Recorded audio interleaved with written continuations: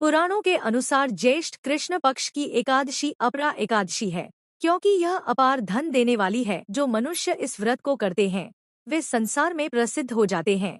इस दिन भगवान त्रिविक्रम की पूजा की जाती है। अपरा एकादशी के व्रत के प्रभाव से ब्रह्मा हत्या, भूत योनि, दूसरे की निंदा आदि के सब पाप दूर हो जाते हैं।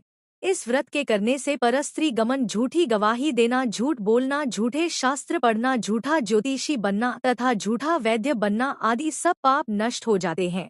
जो क्षत्रिय युद्ध से भाग जाए वे नरकगामी होते हैं। परंतु अपरा एकादशी का व्रत करने से वे भी स्वर्ग को प्राप्त होते हैं। जो शिष्य गुरु से शिक्षा ग्रहण करते हैं फिर उनकी निंदा करते हैं वे अवश्य नरक में पड़ते हैं। मगर अपरा एकादशी का व्रत करने से वे भी इस पाप से मुक्त हो जाते हैं।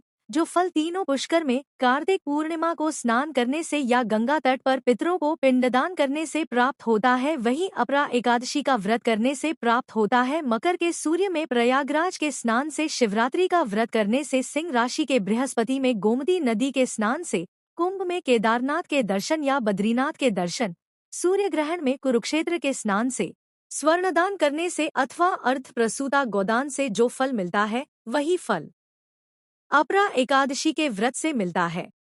यह व्रत पापरूपी वृक्ष को काटने के लिए कुल्हाड़ी है, पापरूपी ईंधन को जलाने के लिए अग्नि, पापरूपी अंधकार को मिटाने के लिए सूर्य के समान, मृगों को मारने के लिए सिंह के समान है।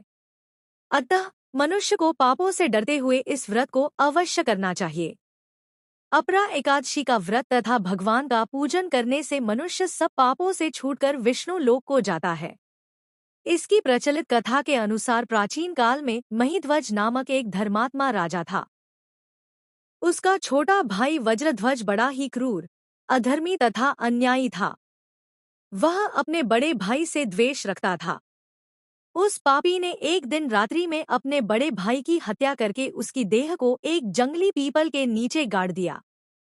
इस अकाल मृत्यु से राजा प्रेतात्मा के रूप में उसी पीपल पर रहने लगा और अनेक उत्पात करने लगा। एक दिन अचानक धौम्य नामक ऋषि उधर से गुजरे। उन्होंने प्रेत को देखा और तपोबल से उसके अतीत को जान लिया। अपने तपोबल से प्रेत उत्पात का कारण समझा। ऋषि ने प्रसन्न होकर उस प्रेत को पीपल के पेड़ से उतारा तथा परलोक विद्या का उपदेश दिया। दयालु ऋषि ने राजा की प्रेत योनि से मुक्ति के लिए स्वयं ही अपरा अचला एकादशी का व्रत किया और उसे अक्ति से छुड़ाने को उसका पुण्य प्रेत को अर्पित कर दिया। इस पुण्य के प्रभाव से राजा की प्रेत योनि से मुक्ति हो गई।